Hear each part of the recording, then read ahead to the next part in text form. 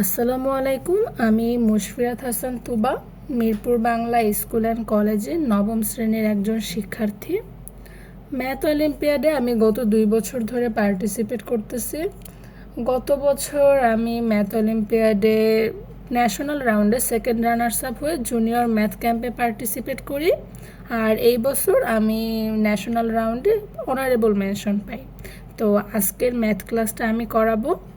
আর আমাদের আজকের ক্লাসের টপিকটা হচ্ছে কাউন্টিং। তো কাউন্টিং শব্দটা শুনে আমরা বুঝতেছি যে কাউন্টিং হচ্ছে অ্যাকচুয়ালি কোনো কিছু কাউন্ট করা বা কোনো কিছু গণা। যেমন আমাদেরকে যদি কেউ কোয়েশ্চেন করে যে 1 থেকে 30 পর্যন্ত কয়টা জোড় সংখ্যা আছে বা 1 থেকে 30 পর্যন্ত কয়টা বিজোড় সংখ্যা আছে, তো এটাও আমাদের কাউন্টিংয়ের অন্তর্ভুক্ত। তো আমরা জানি যে 1 থেকে 30 পর্যন্ত আসলে অর্ধেক সংখ্যাই হচ্ছে জোড় আর অর্ধেক সংখ্যা বিজোড়। তো এগুলো কাউন্টিংয়ের একদম বেসিক প্রবলেম। তবে কাউন্টিং দিয়ে আরও আমরা বিভিন্ন ধরনের কোয়েশ্চেন সলভ করি, আর কাউন্টিং থেকে আমাদের ম্যাথ অলিম্পিয়াডের রিজনাল, ন্যাশনাল সব জায়গায় কিছু না কিছু কোয়েশ্চেন আমরা পাই। তো আমি এখন কাউন্টিংয়ের একটা কনসেপ্ট দিয়ে শুরু করব, আর এই কনসেপ্টটা হচ্ছে আমরা একটা প্রবলেমের সাহায্যে শিখব। তো প্রবলেমটা এমন যে আমরা ঢাকা থেকে চট্টগ্রাম হয়ে কক্সবাজার যাব। তো আমি ঢাকা থেকে চট্টগ্রাম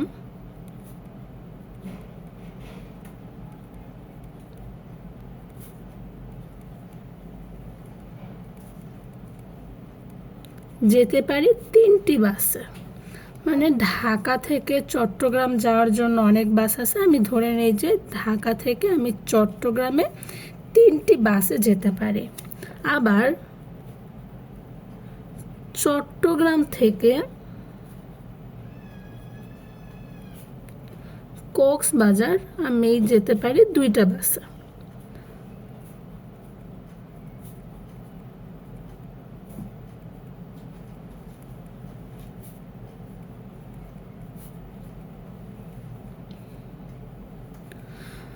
তো আমরা ভেঙে ভেঙে আসলে এখানে যাচ্ছে যে প্রথমে ঢাকা থেকে চট্টগ্রাম যাচ্ছে, দেন হচ্ছে চট্টগ্রাম থেকে কক্সবাজার যাচ্ছে। তো এমন হইতে পারে যে আমরা যখন কক্সবাজার যাই ঢাকা থেকে সরাসরি কক্সবাজার যাওয়া হয়, বাট এই ম্যাথের প্রবলেমে প্রথমে ঢাকা থেকে চট্টগ্রাম যায়, দেন চট্টগ্রাম থেকে কক্সবাজার যায়। তো মোট কতভাবে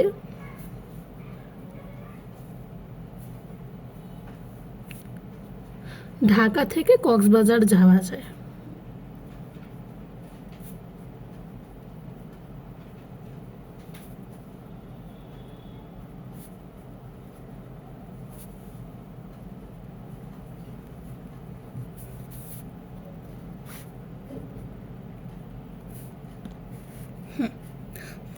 তো এটাই হচ্ছে আমাদের কোয়েশ্চেন, আর এই কোয়েশ্চেনটা আমরা যখন সলভ করব তখন আমরা কিছু জিনিস ধরে নিব।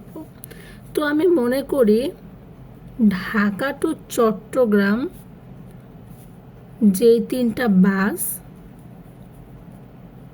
সেই 3টা বাস হচ্ছে অ্যাকচুয়ালি এক্স, ওয়াই আর জেড। আবার আমাদের চট্টগ্রাম টু কক্সবাজার যেটা আছে সেখানে আমাদের বাস হচ্ছে 2টা।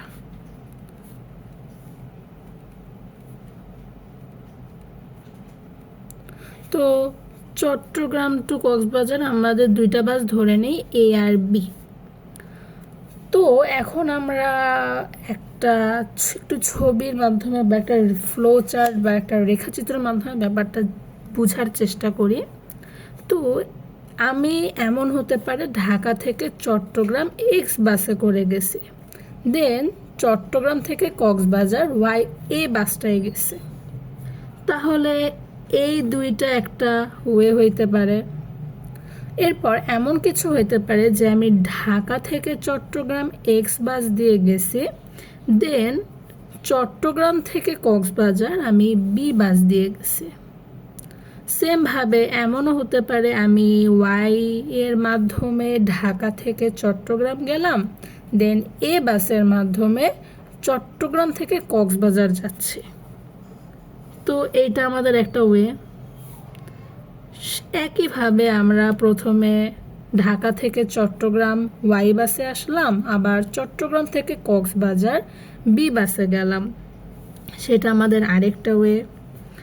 আবার ঢাকা থেকে চট্টগ্রাম যখন আমি জেড বাসে যাচ্ছি, তখন আমি চট্টগ্রাম থেকে কক্সবাজার এ বাসের মাধ্যমেও যেতে পারবো, বি বাসের মাধ্যমেও যেতে পারবো, দুইটা আলাদা আলাদা ওয়ে।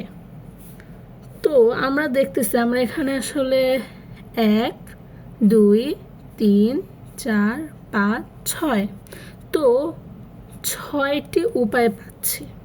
তো আমরা 6 ভাবে আসলে ঢাকা থেকে কক্সবাজার যেতে পারি। এখানে আসলে যে জিনিসটা হচ্ছে, এখানে আমরা কম সংখ্যক বাস আছে দেখে আমরা হয়তো এত ইজিলি এটা করতে পারছি ছবি এঁকে, কিন্তু এখানে আসলে যে জিনিসটা হচ্ছে, আমরা ঢাকা থেকে চট্টগ্রামে যাওয়ার প্রত্যেকটা বাসের জন্য আলাদা করে 2টা চট্টগ্রাম থেকে কক্সবাজার যাওয়ার বাস পাচ্ছি। তো এই জিনিসটাই হচ্ছে আসলে কাউন্টিংয়ের ভাষায় আমরা বলি মাল্টিপ্লিকেশন প্রিন্সিপাল। তো মাল্টিপ্লিকেশন প্রিন্সিপাল বা গুণ নীতি।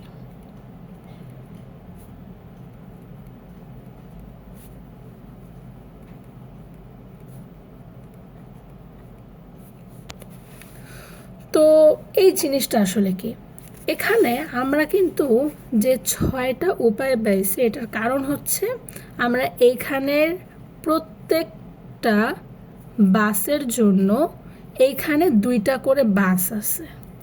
তো আমরা বুঝতেছি যে এখানে 3টা বাসের জন্য আলাদা আলাদা করে 2টা বাস আছে। তো মোট উপায় হচ্ছে অ্যাকচুয়ালি 3 × 2।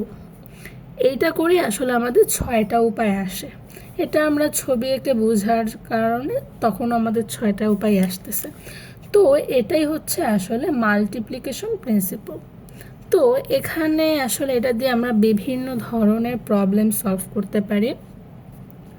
তো আরেকটা প্রবলেম যদি আমরা দেখি, এটাও ঠিক একই রকম। এই প্রবলেমটা হচ্ছে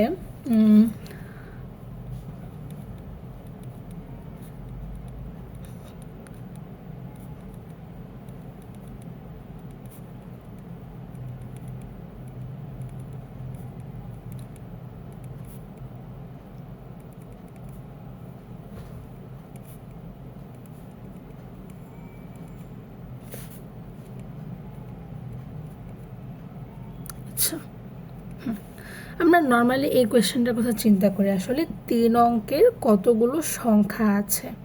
তো এটা আসলে আমরা অন্যভাবেও করা যায় যে আমাদের সর্বোচ্চ যে সংখ্যা 3 অঙ্কের সেটা হচ্ছে 9,999, আর সবচেয়ে ছোট যে 3 অঙ্কের সংখ্যা সেটা হচ্ছে 100। তো এটার সাথে যদি আমরা 1 যোগ করি তখন আমরা আমাদের সমাধানটা পেয়ে যাই। কিন্তু আমরা এখন এটা মাল্টিপ্লিকেশন প্রিন্সিপাল দিয়ে চিন্তা করব। তো সেজন্য আমরা প্রথমে একটা বক্স করি।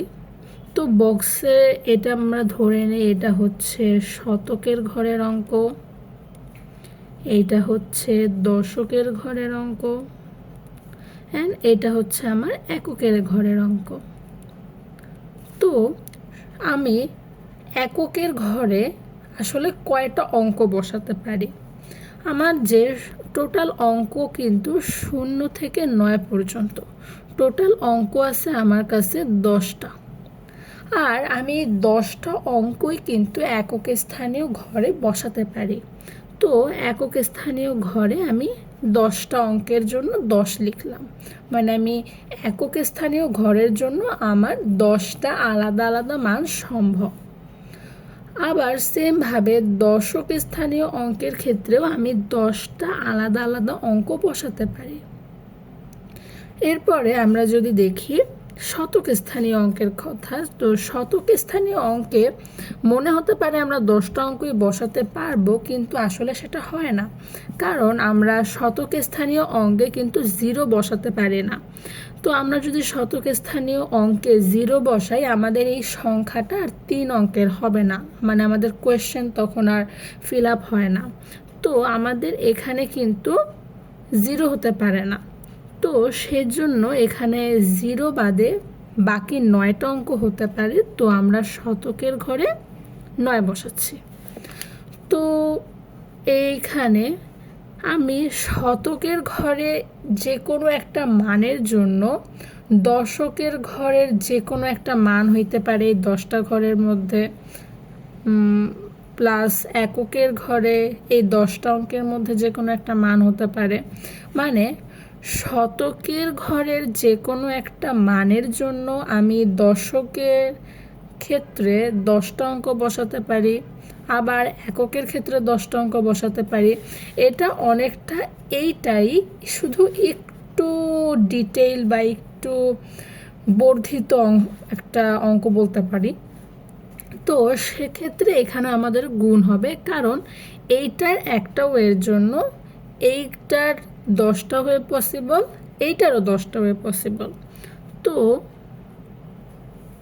10 তো এখানে আমাদের টোটাল 900টি সংখ্যা আছে। তো এটা হচ্ছে আমাদের অ্যান্সার। তো আমরা যদি এইভাবে করতাম সেক্ষেত্রেও আমাদের অ্যান্সার আসলে 900ই আসতো। তো আমাদের এইটা আসলে এভাবে করার দরকার ছিল না, এটা আমরা এভাবেও করতে পারতাম। তো এখানে হচ্ছে আমরা মাল্টিপ্লিকেশন প্রিন্সিপাল বা গুণ নীতির ব্যাপারটা বোঝার জন্য এটাকে এভাবে করে সলভ করছে। এখন আমরা এখান থেকে আরেকটা কোয়েশ্চেন সলভ করব। তো এতক্ষণ আমরা 3 অঙ্কের যে কোনো একটা সংখ্যার কথা বলছি। তো আমি যদি কোয়েশ্চেনটাকে একটু চেঞ্জ করে দেই যে 3 অঙ্কের কতগুলো সংখ্যা,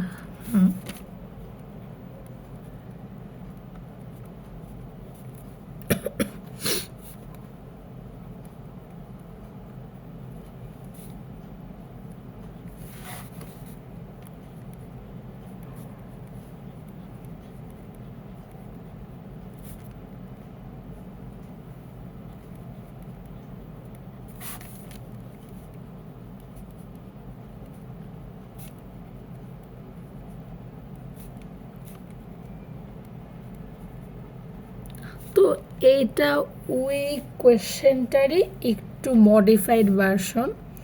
তো এই কোয়েশ্চেনটাতে আমাদের বলতেছে যে 3 অঙ্কের কতগুলো সংখ্যা আছে যাদের মাঝে কেবল একটা শূন্য আছে। তো আমরা যদি ব্যাপারটা দেখি, আমাদের একটা শূন্য থাকবে। তো আমরা আগের মতো করে একক, দশক আর শতকের ঘরটা আঁকি। তো এটা হচ্ছে আমাদের শতকের ঘর, এটা হচ্ছে আমাদের দশকের ঘর, আর এটা হচ্ছে আমাদের এককের ঘর। তো আমাদের কেবল একটা শূন্য থাকবে। তো আমরা শতক স্থানীয় অঙ্কে কিন্তু শূন্যটা বসাতে পারি না, কারণ শতক স্থানীয় অঙ্কে যদি শূন্য থাকে তাহলে এই সংখ্যাটা আর 3 অঙ্কের সংখ্যা হয় না। তো আমাদের এই শূন্য যেটা আছে সেটা অবশ্যই হয় দশকের ঘরে, না হয় এককের ঘরে। তো আমরা এই কেসে ধরব যে শূন্যটা আছে দশকের ঘরে।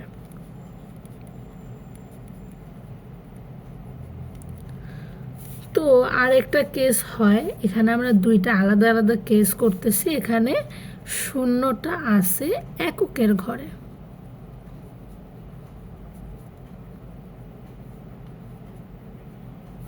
তো শূন্যটা যখন দশকের ঘরে আছে, তো দশকের ঘরে আমি শূন্যটা ফিক্সড করে বসাইছি।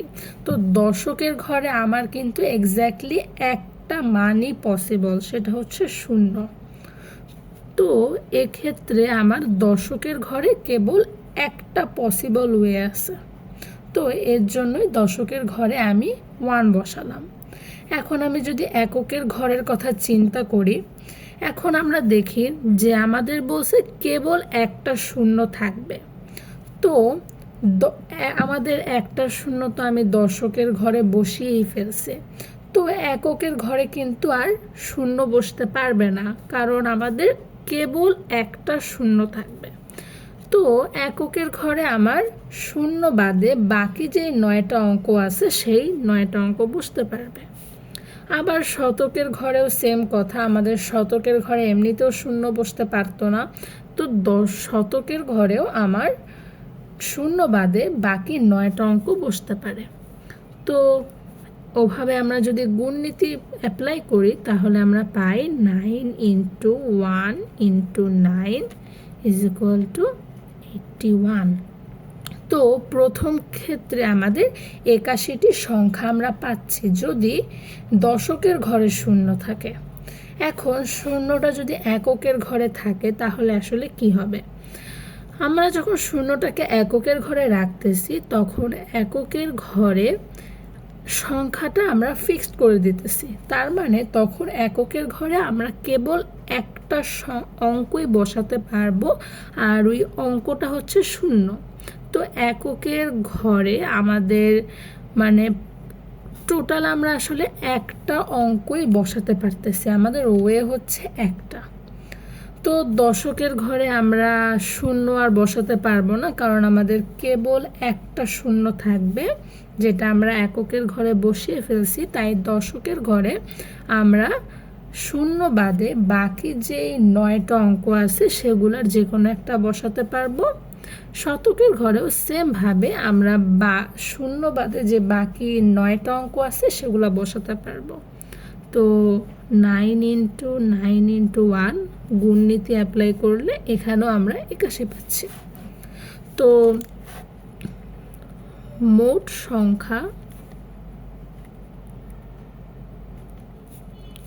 এই 81 আর এই 81 আমরা মানে দুইটা আলাদা কেসে 81 পেলাম। তো এর আমরা যদি যোগ করি আমরা পাবো 162।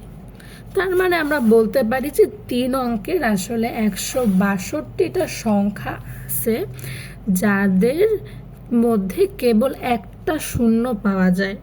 মানে আমাদের এই 162টা সংখ্যাই পাবো যারা আমাদের প্রশ্নে যে শর্ত দেওয়া হয়েছিল সেই শর্তটা ফিল আপ করতেছে। তো এখন আমরা সংখ্যা নিয়ে চিন্তা করছি, এখন আমরা এই সংখ্যা থেকে একটু অন্যদিকে যাই। তো এতক্ষণ সংখ্যার কথা বললাম, এখন এমনও তো হতে পারে যে এটা একটা আসলে শব্দ। তো আমাদের বলে দিল যে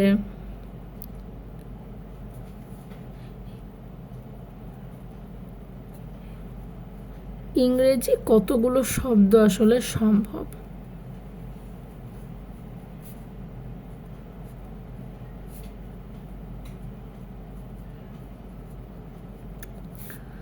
তো ইংরেজি কতগুলো শব্দ সম্ভব এটা এখন আমাদের এই কোয়েশ্চেনের ক্ষেত্রে মানে সবগুলো শব্দই যে অর্থবোধক হবে এরকম কোনো বিষয় না। মানে এখানে একটা শর্ত আছে যে শব্দগুলো অর্থবোধক হওয়া বাধ্যতামূলক নয়।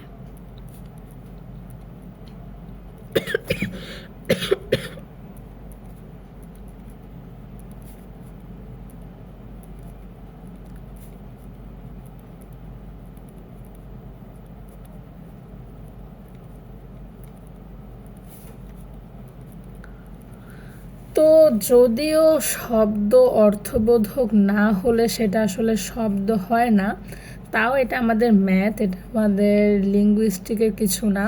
তাই এখানে আমাদের শব্দগুলো অর্থবোধক না হলেও চলবে। এখানে আমাদের মেন যেই ব্যাপারটা সেটা হচ্ছে আসলে আমরা যেই ইংরেজি 26টা লেটার আছে সেটা দিয়ে কতগুলো ওয়ার্ড করতে পারবো, এখানে হচ্ছে আমাদের অর্থ হলো কি হলো না সেটা কোনো ম্যাটার করতেছে না। মানে তুমি যদি অ্যান্ডকে TNA আকারে লেখো সেটা সম্ভব না, মানে সেটা কোনো সমস্যা না। এটাও একটা ওয়ার্ড আমাদের এই ম্যাথের ক্ষেত্রে। তো আমাদের যে কোনো ধরনের একটা বিন্যাস যদি আমরা করি তো সেটা একটা ওয়ার্ড হবে, এমন না যে সেটা একটা অর্থবোধক কিছু হতে হবে। তো কতগুলো আমি একটা জিনিস মিস করলাম, সেটা হচ্ছে 3 অক্ষরের।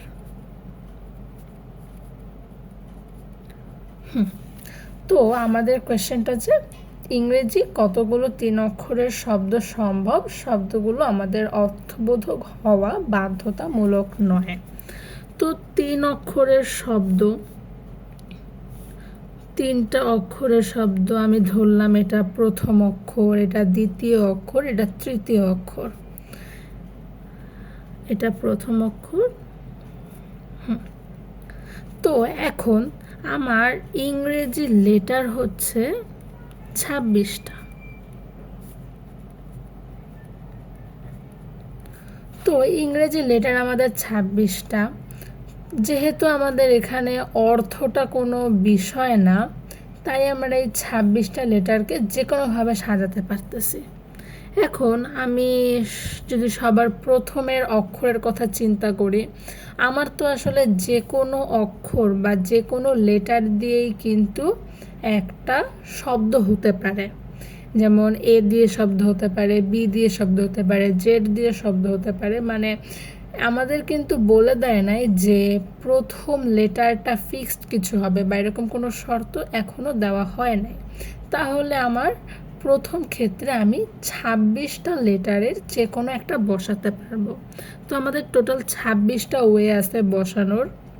সেমভাবে দ্বিতীয় অক্ষরের কথা যদি চিন্তা করি, দ্বিতীয় লেটারের কথা, এখানেও আমাদের কোনো শর্ত দেওয়া নাই। দ্বিতীয় লেটার এই 26টা লেটারের মধ্যে যে কোনো কিছু একটা হতে পারে। তো দ্বিতীয় লেটারও আমি তাহলে 26 লিখতে পারি দ্বিতীয় লেটারের এই ঘরে, কারণ আমি 26টা লেটারের মধ্যে যে কোনো একটা আমি নিতে পারতেছি। তার মানে আমার টোটাল দ্বিতীয় লেটার চুজ করার আমার 26টা ওয়ে আছে। তো সেমভাবে আমি তৃতীয় লেটারেও আমার 26টা জিনিস হতে পারে। তো সেজন্য আমি এখানেও 26 লিখব।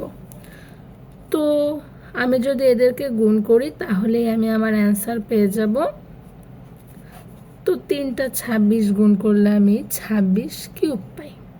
তো আমার এতটি ওয়ার্ড আমি আসলে সম্ভব 3 অক্ষরের। তো এখন আমার এখানে কিন্তু যে এতগুলো ওয়ার্ডের সবগুলাই যে অর্থবোধক হবে এমন না, বাট ম্যাথমেটিক্যালি আমাদের এতগুলো শব্দ করা সম্ভব, এতগুলো শব্দ 3 অক্ষরের তৈরি করা সম্ভব হচ্ছে। এখন এই জায়গা থেকে যদি আমরা এটাকে যদি একটু মডিফাই করি,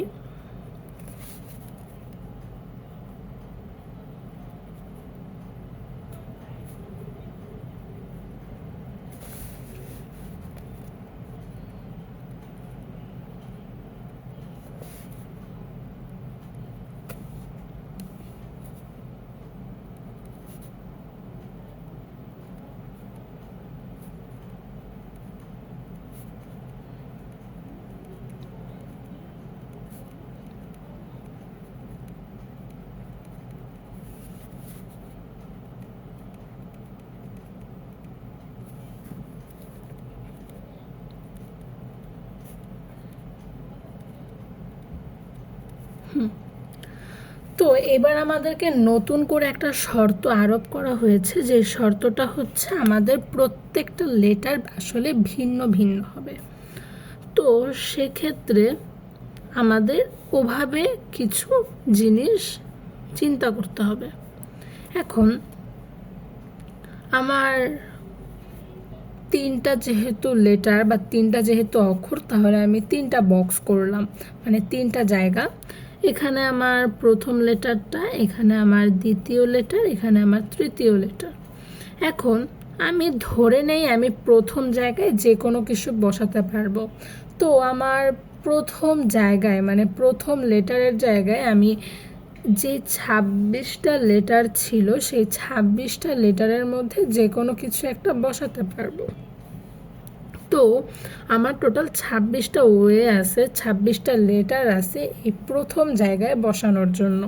তো সেজন্য আমি এখানে 26 লিখতেছি। এখন যদি আমি দ্বিতীয় লেটারের কথা চিন্তা করি তাহলে দেখা যাবে আমি প্রথম লেটারে মানে প্রথম অক্ষরের জায়গায় আমি যেটা বসাবো দ্বিতীয়বার কিন্তু আমি আসলে সেটা বসাতে পারছি না। মানে যদিও আমি এখানে 26টা লেটারের মধ্যে যে কোনো একটা লেটার বসাতে পারি, কিন্তু যেটাই আমি বসাচ্ছি সেটা তো আর দ্বিতীয়বার আমি রিপিট করতে পারবো না, কারণ আমাদের কোয়েশ্চেনে বলে দিছে যে আমাদের সবগুলা লেটার ভিন্ন ভিন্ন হবে। তো এইখানে যেটা বসতেছে, যেটা অ্যাকচুয়ালি বসতেছে এই 26টার মধ্যে, সেইটা বাদে বাকি 25টার যে কোনো একটাই কিন্তু আমি এখানে বসিয়ে দিতে পারবো। তো সেখানে আমি তাহলে 25 এতগুলা লেটার বসাতে পারতেছি। এখানে শুধু একটা কমেছে, যেটা আমি প্রথম লেটারের জায়গায় বসালাম। 26টা থেকে আমি যেই জিনিসটা চুজ করব সেইটাই আমি এখানে আর বসাতে পারতেছি না। সেমভাবে আমরা যখন তৃতীয় লেটারের কথা যাই বা সবার শেষের যে লেটারটা, সবার শেষের লেটারের ক্ষেত্রে আমি প্রথমটাতে আর দ্বিতীয়টাতে যেটা বসালাম সেটা কিন্তু আমি আর তৃতীয় জায়গায় বসাতে পারতেছি না। মানে আমার এখানে আমি আসলে যদিও 26টা লেটার বসাতে পারি, সেখান থেকে আমি এখানে একটা বসাইছি, দেন এখানে আমি 25টা বসাতে পারি, এখানে আমি অন্য একটা বসাইছি। তো এই দুই জায়গায় আমি যাদেরকে বসালাম সেটা কিন্তু আমি আর তৃতীয় লেটারের জায়গায় বসাতে পারবো না। তো ওই দুইটা লেটার বাদে বাকি যে 24টা লেটার আছে, সেই বাকি 24টা লেটারের মধ্যে যে কোনো একটাকে আমি তৃতীয় লেটারের জায়গায় বসাতে পারি। তো এখানেও আমি ওভাবে গুণ করব, 26 ইন্টু 25 ইন্টু 24। সো এইটা গুণ করলে আমাদের যেই গুণফলটা আসবে সেটাই হচ্ছে আমাদের অ্যান্সার। তো এটা গুণ করলে আমাদের গুণফল আসবে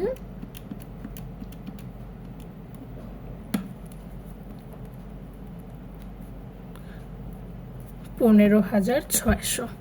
তো আসলে এতগুলা শব্দ সম্ভব যেখানে শব্দগুলা 3টা অক্ষরের বা 3টা লেটারের হবে, আর এদের প্রত্যেকটা লেটার আসলে ভিন্ন ভিন্ন হবে একটা আরেকটার থেকে। তো আমরা এখন আরেকটা নতুন ফর্মুলা শিখব। তো কাউন্টিংয়ের একটা খুবই ইম্পর্ট্যান্ট পার্ট হচ্ছে কম্বিনেশন আর পারমুটেশন। তো কম্বিনেশন আর পারমুটেশন, তো এরা আসলে কি? এখন এদের কথা বলার আগে আমাদের আরেকটা জিনিস সম্পর্কে ধারণা থাকা দরকার, সেটা হচ্ছে ফ্যাক্টোরিয়াল।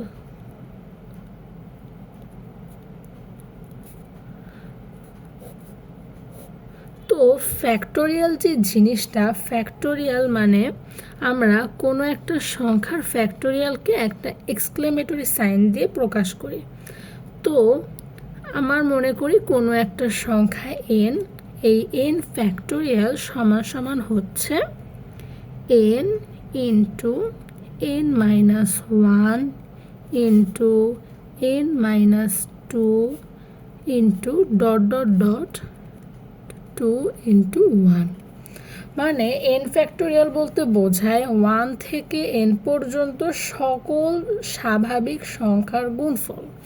যদি আমরা বলি 4 ফ্যাক্টোরিয়াল, তাহলে আমরা লিখব 4 into 3 into 2 into 1 is equal to 24। সেমভাবে আমরা যদি 5 ফ্যাক্টোরিয়ালের কথা বলি, তাহলে আমরা লিখতে পারি 5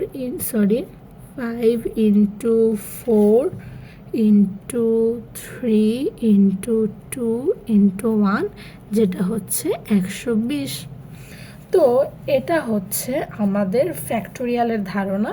তো কম্বিনেশন আর পারমুটেশনের ক্ষেত্রে আমাদের ফর্মুলাটা লাগে, এই ফ্যাক্টোরিয়ালের যে ধারণা সেটা আমাদের লাগে। আর এখানে আরেকটা যে জিনিস সেটা হচ্ছে 0 ফ্যাক্টোরিয়াল। তো জিরো ফ্যাক্টোরিয়াল মানে মনে হতে পারে যে জিরো ফ্যাক্টোরিয়াল তো আসলে জিরোই, বাট জিরো ফ্যাক্টোরিয়াল আসলে জিরো না। Zero factorial is equal to 1। এখন এটার পিছনের যে কারণ সেটা হচ্ছে ফ্যাক্টোরিয়ালটা কেবলমাত্র মানে n থেকে 1 পর্যন্ত সবগুলা সংখ্যার গুণফল না। ফ্যাক্টোরিয়াল দিয়ে আসলে আমরা বোঝাই যে আমাদের কাছে যদি nটা আলাদা আলাদা জিনিস থাকে তাদেরকে আমি আসলে n ফ্যাক্টোরিয়াল ভাবে সাজাতে পারি। তো ব্যাপারটা আমরা যদি দেখি, মানে আমাদের কাছে চিন্তা করি যে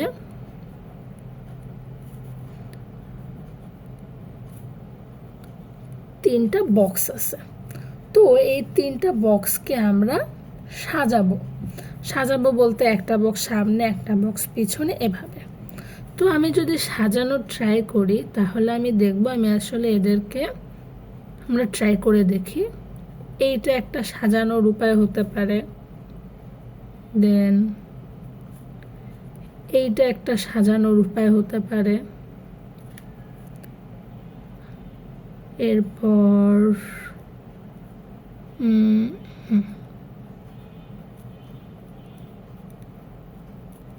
এইটা একটা সাজানোর উপায় হতে পারে,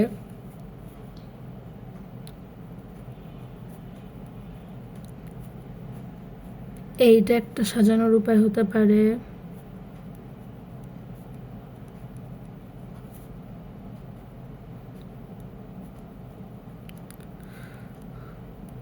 তুমি যদি খেয়াল করে দেখো তাহলে দেখবা যে আসলে আমরা এইগুলার বাইরে আর কোনোভাবেই সাজাতে পারি না। মানে আমাদের কাছে যদি তিনটা জিনিস থাকে, তিনটা বস্তু, তিনটি আলাদা বস্তু, তিনটি ভিন্ন বস্তু থাকে, তো তাদেরকে আমরা সাজাতে পারি আসলে 6টি ভাবে। তুমি যতই ট্রাই করো এই 6টা ভাবের মানে এই 6টা উপায়ের বাইরে আর কোনোভাবে আমরা আসলে তাদের সাজাতে পারি না। এটার কারণ হচ্ছে যে 3 ফ্যাক্টোরিয়াল ইজ ইকুয়াল টু 6। মানে আমাদের কাছে যদি nটা ভিন্ন ভিন্ন বস্তু থাকে তাহলে ওই nটা ভিন্ন ভিন্ন বস্তুকে আমরা n ফ্যাক্টোরিয়াল ভাবে সাজাতে পারি। তো আমরা এইটা একটা ফর্মুলা, আমরা ফর্মুলাটা যদি লিখি, nটি ভিন্ন ভিন্ন বস্তুকে আমরা n ফ্যাক্টোরিয়াল ভাবে সাজাই।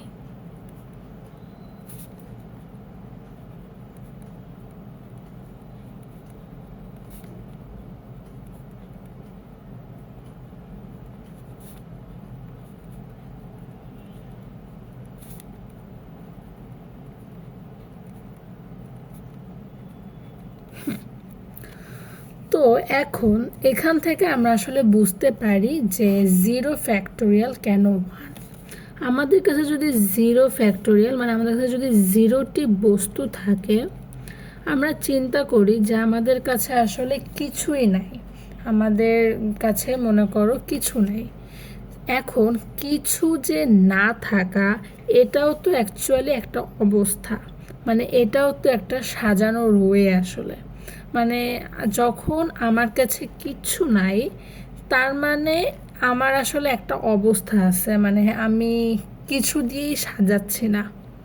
তো সেক্ষেত্রে আমার একটা ওয়ে আছে আসলে, আমার যখন কিছুই না থাকে তখন আমাদের আসলে একটাই উপায় থাকে যে আমার কাছে তখন কিছু দিয়ে আমি সাজাবো না।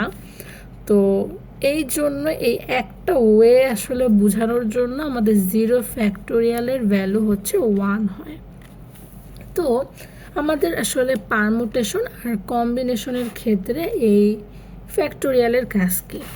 আমরা যদি সবার আগে কম্বিনেশনটা দেখি, কম্বিনেশনের ক্ষেত্রে আমরা একটা ফর্মুলা পাই। ফর্মুলাটা হচ্ছে NCR, এটাকে এভাবেও লেখা যায়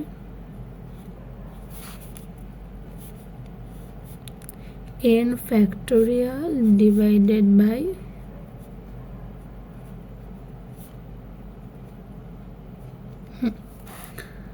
এখন এটা আসলে কি বোঝাচ্ছে?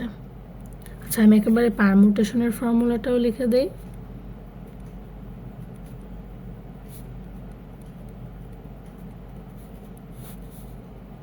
পারমুটেশনের ক্ষেত্রে আমরা NPR লিখি, আর এটার ফর্মুলা খুব একটা আলাদা না, শুধু n মাইনাস আর ফ্যাক্টোরিয়াল, মানে এই আর ফ্যাক্টোরিয়ালটা আমি এখানে আর থাকে না।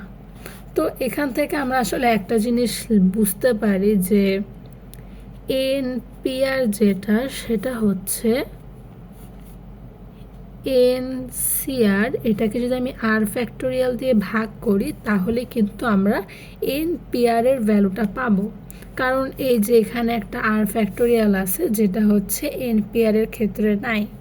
তো আমরা যখন NCRকে আরেকটা আর ফ্যাক্টোরিয়াল আমি একটা আর ফ্যাক্টোরিয়াল দিয়ে গুণ করব, তখন আমরা NPR পাবো। মানে ব্যাপারটা হচ্ছে এরকম যে NCR যেটা, সেখানে আমার একটা আর ফ্যাক্টোরিয়াল নিচে ভাগ আকারে আছে, আর NPR এর ক্ষেত্রে আমার কিন্তু নিচে কোনো ভাগ আকারে কোনো আর ফ্যাক্টোরিয়াল নাই।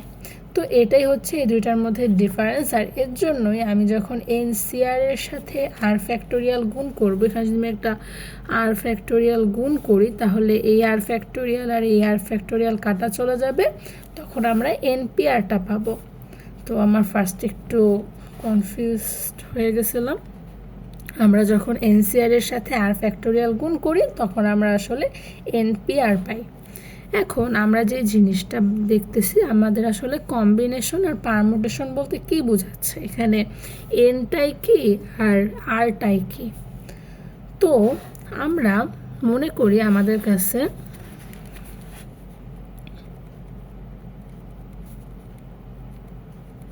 পাঁচটি বস্তু আছে, পাঁচটা বস্তু ধরে নিলাম ABCDE। এখন আমাদের নিতে হবে তিনটি বস্তু।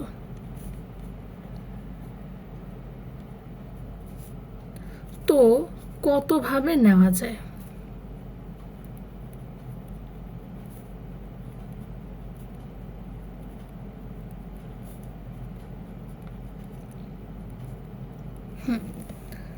এখন আসলে যেই ব্যাপারটা এখানে কতভাবে নেওয়া যায়, এখানে আমরা দেখতে পাচ্ছি আমাদের কাছে যে পাঁচটা বস্তু আছে।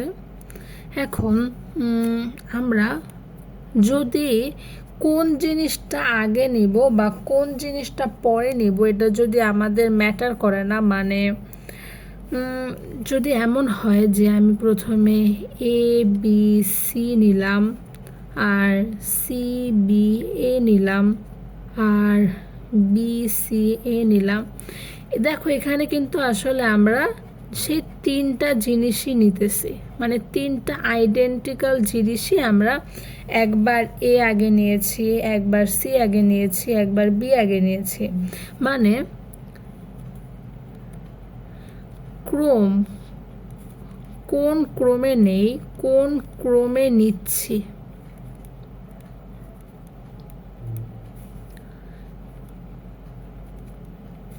সেটা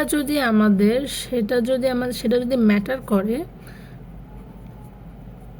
তাহলে আমাদের ফর্মুলা হবে NPR।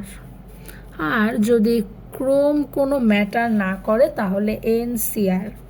তো ব্যাপারটা আরও ক্লিয়ার হবে যদি আমরা এটাকে আরও ওভাবে লিখি। আমরা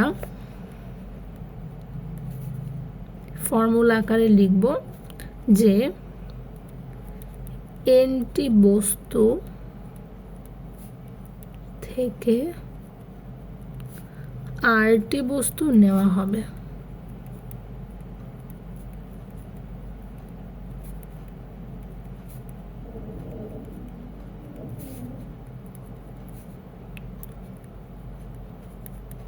যদি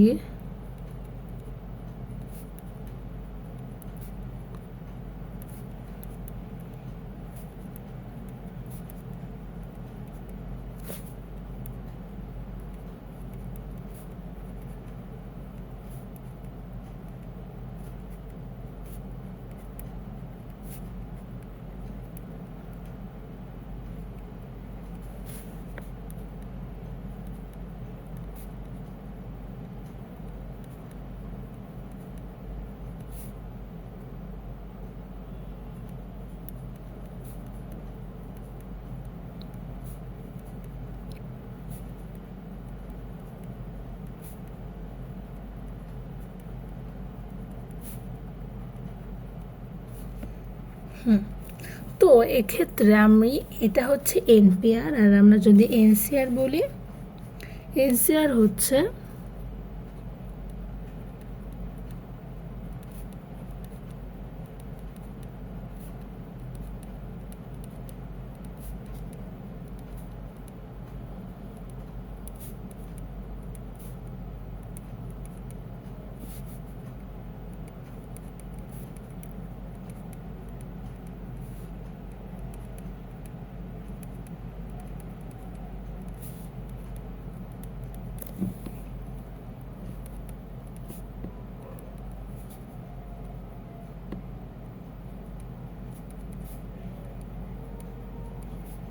দুইটা আসলে সেম জিনিসই বোঝায়। তো মানে আমাদের কাছে এনটা বস্তু দেওয়া আছে, সেখান থেকে আমরা আরটা বস্তু তুলে নিব। এখন কোন যদি আমি কোনটা আগে নিতেছি আর কোনটা পরে নিতেছি সেইটা যদি আমরা চিন্তা করি, তখন আমরা আসলে আরটা বস্তু তুলে নিতে পারবো এনপিআর উপায়। আমাদের টোটাল এতগুলা উপায় আমরা পাবো এই আরটা বস্তু তুলে নেওয়ার জন্য। আবার আমাদের যদি মনে করো কোন ক্রমে নিতেছি, কোনটা আগে নিতেছি কোনটা পরে নিতেছি সেটা যদি ম্যাটার না করে, সেটা যদি বিবেচনায় রাখতে না হয়, তাহলে আমরা আসলে এনসিআর বা এতগুলা উপায়ে আমরা এনটা বস্তু থেকে আরটা বস্তু নিতে পারবো। তো আমরা যদি এটার উপর একটু প্রবলেম সলভ করি, তাহলে আমাদের কনসেপ্টটা আরও ক্লিয়ার হবে। তো আমরা যদি একটা প্রবলেম লিখি, এটা যদিও খুবই কনফিউজিং আসলে কখন এনপিআর হবে আর কখন এনসিআর হবে।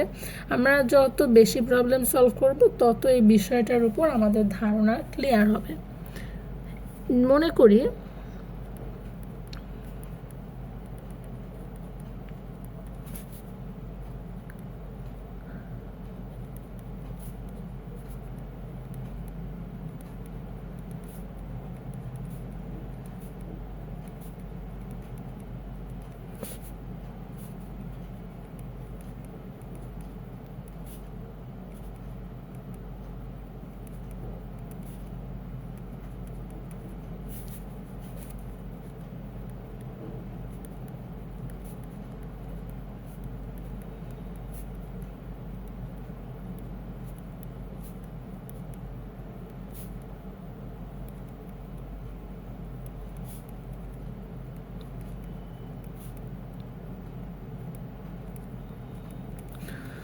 তো এখন আমাদের বুঝতে হবে যে আসলে আমরা এনপিআর ইউজ করব নাকি এনসিআর ইউজ করব।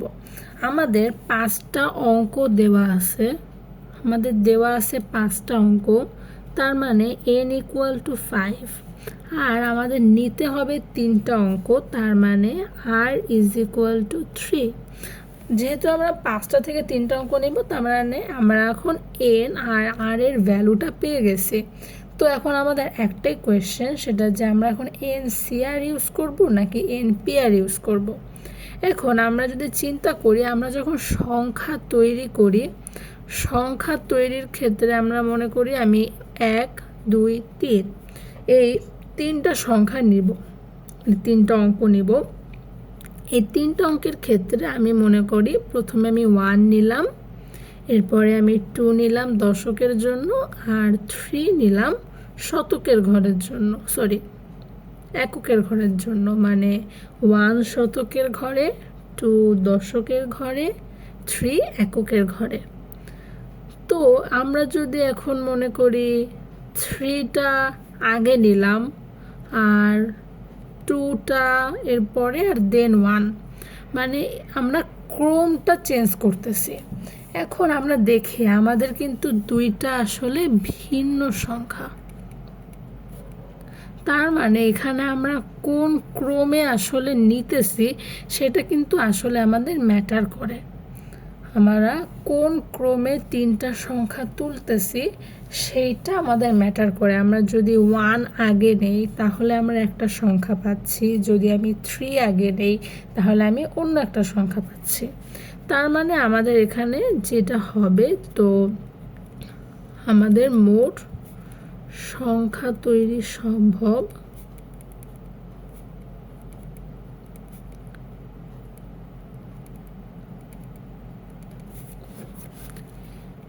NPR।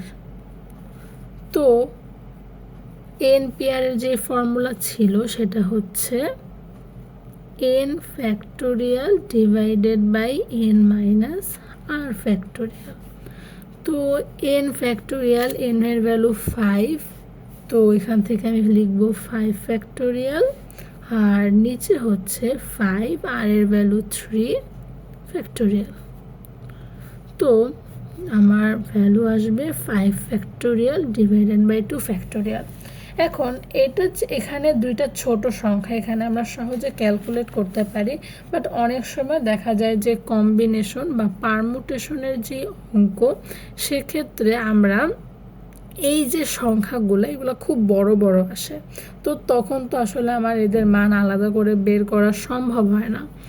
তো এক্ষেত্রে আমরা যে কাজটা করব সেটা হচ্ছে 5 ইন্টু 4 ইন্টু 3 ইন্টু 2 ফ্যাক্টোরিয়াল, নিচে আমার 2 ফ্যাক্টোরিয়াল আছে।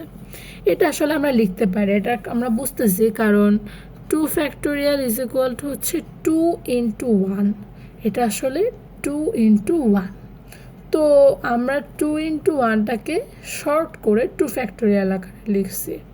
যদি আমার নিচে 3 ফ্যাক্টোরিয়াল থাকতো তখন আমি এই যে তিনটা সংখ্যা এটাকে আমি একসাথে 3 ফ্যাক্টোরিয়াল হিসেবে লিখতাম।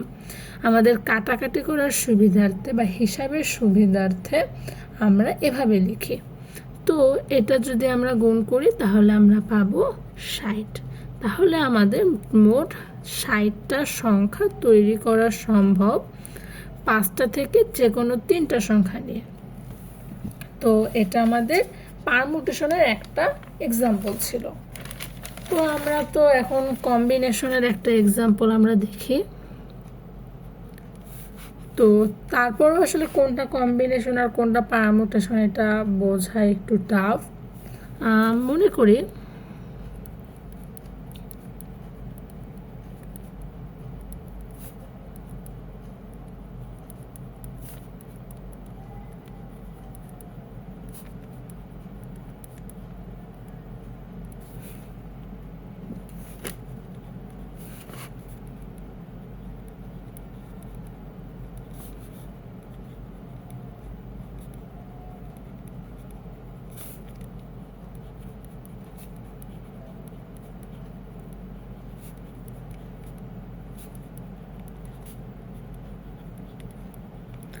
তো আমাদের এখানে কোয়েশ্চেনটা হচ্ছে আমাদের টোটাল জিনিস আছে 5টা, তার মানে n ইকুয়াল টু 5, আর নিয়ে তোলা হচ্ছে 3টা জিনিস, তার মানে r ইকুয়াল টু 3।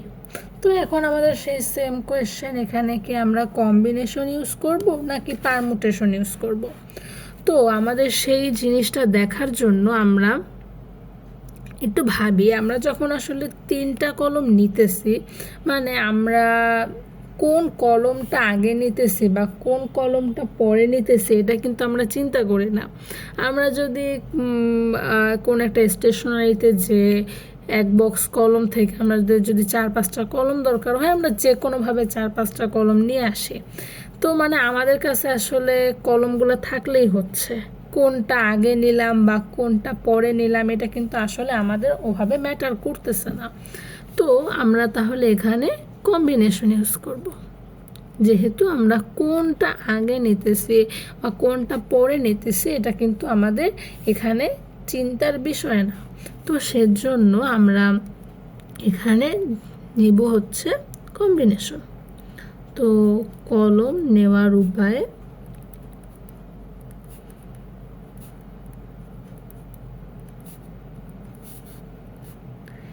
NCR, এটা অনেক বইতে অনেকভাবে লেখে। তো এটাকে যদি আমি ভেঙে লিখি, তো n ফ্যাক্টোরিয়াল, আমি ফর্মুলা অনুযায়ী n মাইনাস r ফ্যাক্টোরিয়াল, আর নিচে আমার একটা এক্সট্রা r ফ্যাক্টোরিয়াল আছে। তো n ফ্যাক্টোরিয়ালের ভ্যালু 5 ফ্যাক্টোরিয়াল, নিচে হচ্ছে 5 মাইনাস 3 ফ্যাক্টোরিয়াল, যেহেতু আর এর ভ্যালু 3। এরপরে আমরা যদি আবার সেভাবে ভাঙি, আমরা দেখতে পাই এবার 5 ইন্টু 4 ইন্টু 3 ফ্যাক্টোরিয়াল। এখানে 3 ফ্যাক্টোরিয়ালটা কিন্তু 3 ইন্টু 2 ইন্টু 1, তার মানে এইটাকে আমরা শর্ট করে 3 ফ্যাক্টোরিয়াল লিখছি, যাতে আমাদের অ্যাটলিস্ট কাটাকাটির একটু সুবিধা হয়।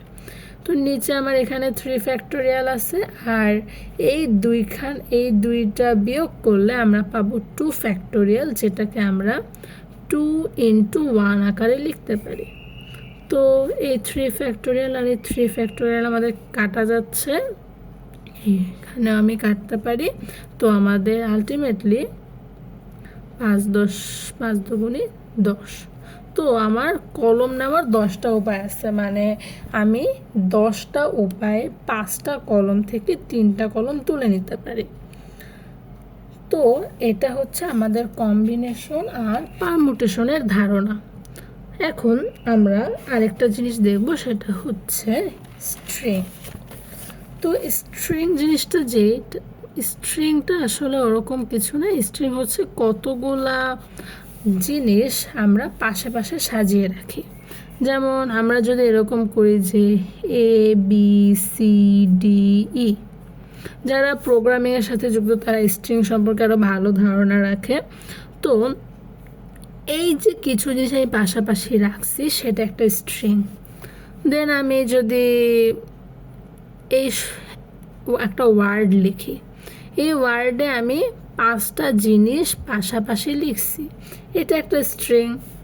তারপর আমি 1 2 3 4 5 6 একটা সংখ্যা লিখছি, এই সংখ্যাও কিন্তু আমি কতগুলো জিনিসকে পাশাপাশি রাখছি। তো সেজন্য এটাও একটা স্ট্রিং। মানে আমি আসলে স্ট্রিং বলতে তুমি একটা লম্বা লাইন চিন্তা করতে পারো, বা যে কোনো কিছু একটা জিনিস চিন্তা করা যায় যে আমাদের কিছু জিনিস পাশাপাশি আমরা যখন সাজিয়ে রাখি তখন একটা স্ট্রিং তৈরি হয়। মানে একটা স্ট্রিংয়ের কিছু দৈর্ঘ্য থাকে, যেমন এই স্ট্রিংটায় 6টা জিনিস আছে, এখানে 5টা জিনিস আছে, এখানেও 5টা জিনিস আছে। তো স্ট্রিং হচ্ছে আমি পাশাপাশি রেখে যখন একটা জিনিস তৈরি করতেছি, মানে পাশাপাশি কিছু জিনিস আমি একসাথে রাখছি, তো সেগুলো একটা স্ট্রিং। তো আমাদের স্ট্রিংয়ের ক্ষেত্রে 2টা ফর্মুলা। তো একটা ফর্মুলা যেটা আমরা পাই, এটা আমরা এর আগে ফ্যাক্টোরিয়ালের সাথে এই জিনিসটা খুবই মিলে যায়। তো একটা স্ট্রিংয়ের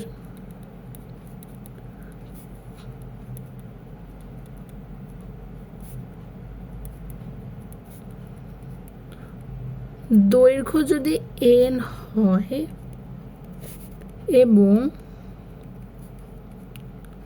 কোনো উপাদান যদি পুনরাবৃত্তি না হয়, কোনো উপাদানের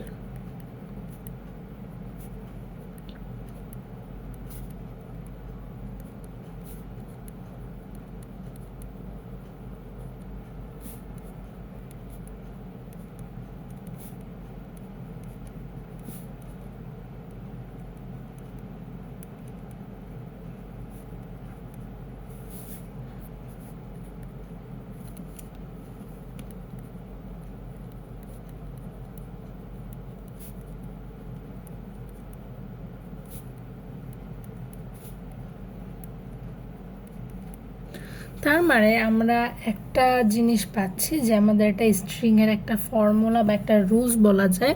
স্ট্রিংয়ের রুলসটা হচ্ছে আমাদের একটা স্ট্রিংয়ের দৈর্ঘ্য যদি n হয় আর ওই স্ট্রিংয়ে যদি কোনো কিছু রিপিট না থাকে, তাহলে ওই স্ট্রিংটাকে আমরা সাজাতে পারি হচ্ছে n ফ্যাক্টোরিয়ালভাবে। যেমন এই সংখ্যাটাকে যদি আমি একটা স্ট্রিং ধরি, এই সংখ্যাটার উপাদানকে আমি মানে এলোমেলো করে সাজাতে পারবো 6 ফ্যাক্টোরিয়ালভাবে। আবার এইখানে 5টা আলাদা আলাদা উপাদান, কোনোটা রিপিট হচ্ছে না, তো এটাকে আমি 5 ফ্যাক্টোরিয়ালভাবে সাজাতে পারি। বাট আমি যদি এই শব্দটার কথা চিন্তা করি, এখানে কিন্তু p 2বার আছে, তো এটাকে কিন্তু আমি আসলে 5 ফ্যাক্টোরিয়াল উপায়ে সাজাতে পারি না। তো যদি রিপিট হয় তাহলে আমরা কি করব? তো রিপিটের ক্ষেত্রে স্ট্রিংয়ের যে ফর্মুলা, সেটা হচ্ছে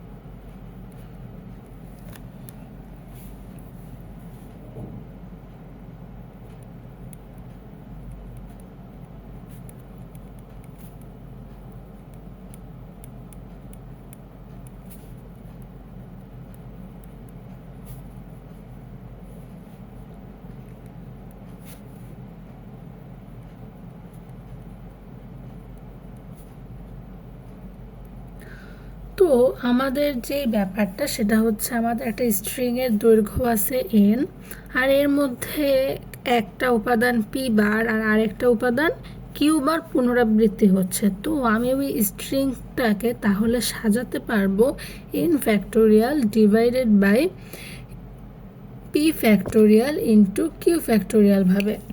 তো আমরা যদি ব্যাপারটা দেখি, আমরা এইটার কথা চিন্তা করতে পারি। তো এই অ্যাপল একটা স্ট্রিং, এই স্ট্রিংয়ে এই অ্যাপল স্ট্রিংটার ক্ষেত্রে আমার n এর ভ্যালু হচ্ছে 5।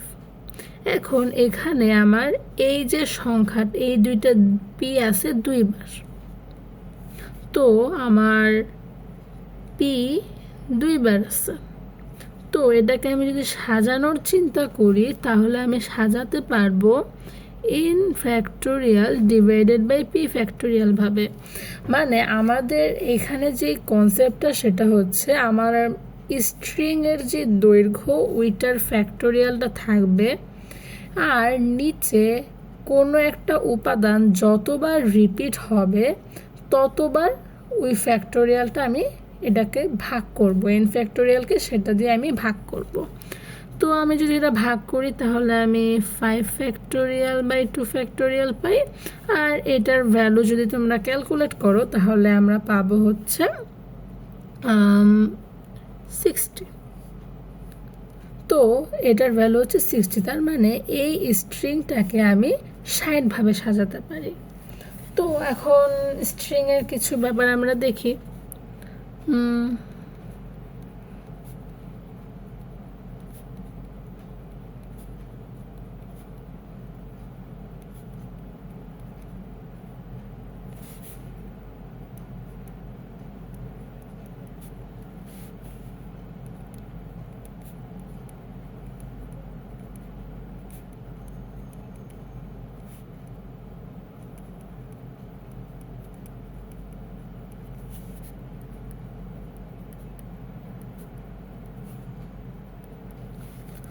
তো এখানে আমরা যদি দেখি ম্যাথমেটিক্স একটা শব্দ, কিন্তু এখানে যেহেতু কিছু জিনিস পাশাপাশি রেখে দেওয়া আছে, তো এটা একটা স্ট্রিং।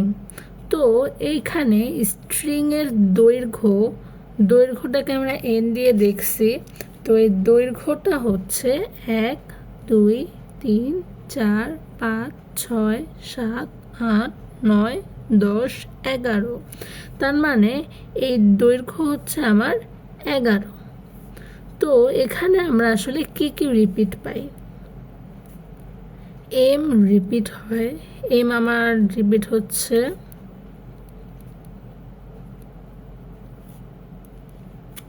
এইখানে একটা m আর এইখানে একটা m দুইবার। এরপরে আমার a রিপিট হচ্ছে দুইবার,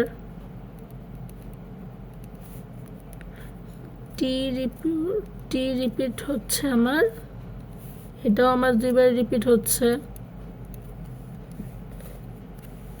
এরপরে আমাদের এইচ রিপিট হচ্ছে না, ইও রিপিট হচ্ছে না, আই সি এস এগুলোও রিপিট হচ্ছে না। তো আমি আমার যা যা দরকার সেগুলো পেয়ে গেছি। আমার স্ট্রিংয়ের দৈর্ঘ্য পেয়েছি, 3টা উপাদান যেগুলো রিপিট হচ্ছিল এগুলো কয়বার করে রিপিট হচ্ছিল সেটাও আমরা পেয়েছি। তো আমরা এখন সাজানোর উপায়টা বের করতে পারবো।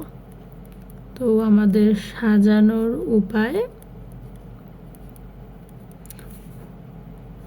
উপরে n ফ্যাক্টোরিয়াল 11 ফ্যাক্টোরিয়াল, নিচে হচ্ছে 2 factorial into 2 factorial into 2 factorial. মানে যেই উপাদানগুলো রিপিট হচ্ছিল ওগুলো আসলে কতবার রিপিট হচ্ছে সেইটার ফ্যাক্টোরিয়ালগুলো নিচে গুণ হয়ে যাবে। তো এইটা ক্যালকুলেট করলে, এটা ক্যালকুলেট করা একটু সময় সাপেক্ষ ব্যাপার, তো এটা ক্যালকুলেটর দিয়ে করা যায় বা মুখে মুখেও করা যায়। যদি মুখে মুখে করার চেষ্টা করি তাহলে আমার নিচের টোটাল ভ্যালু, উপরে হচ্ছে 11 ফ্যাক্টোরিয়াল যেটার ভ্যালু আমাদের বের করতে হবে, আর নিচে আমাদের 2 factorial into 2 factorial into 2 factorial, এইটার ভ্যালু হয় 8। আর উপরে 11 ফ্যাক্টোরিয়ালের যদি আমরা ভ্যালু বলি, আমাদের 11 ফ্যাক্টোরিয়ালের ভ্যালু খুব বড় একটা ভ্যালু আসে 39916800। তো এইটা ভাগ করলে যে ভাগফলটা আসবে সেটাই হচ্ছে আমাদের অ্যান্সারটাও খুব বড়। অ্যান্সারটা আমি যদি অ্যান্সারটা লিখি, অ্যান্সারটা হবে হচ্ছে 498600।